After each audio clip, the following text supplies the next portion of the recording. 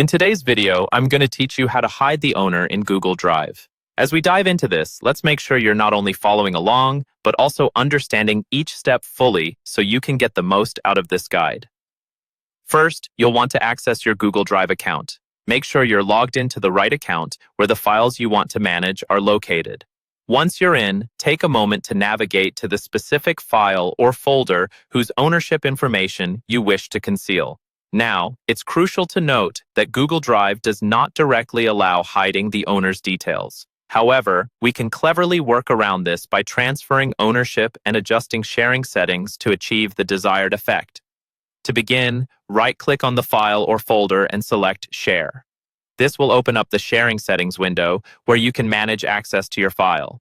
Here, if you haven't already, you'll need to add a new collaborator with whom you'll eventually transfer file ownership. Simply type their email address in the Share with People and Groups field.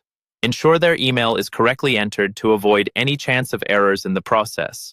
Once they've been added as a collaborator, you need to change their permission level. Click on the drop-down next to their name and select Editor. It's important to make them an editor because only editors can become the new owners. Now, click Send to save these settings and share the file with them. Next, we proceed to transfer the ownership to this collaborator. Go back to the sharing settings by right-clicking the file again and choosing Share. Find the collaborator you've just added.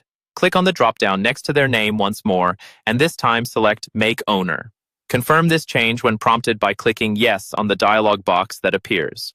Once the ownership has been successfully transferred, the original owner's association with the file in terms of visibility to other collaborators is minimized. What remains is an essential part of making the new setup effective, modifying the sharing settings to control who sees what.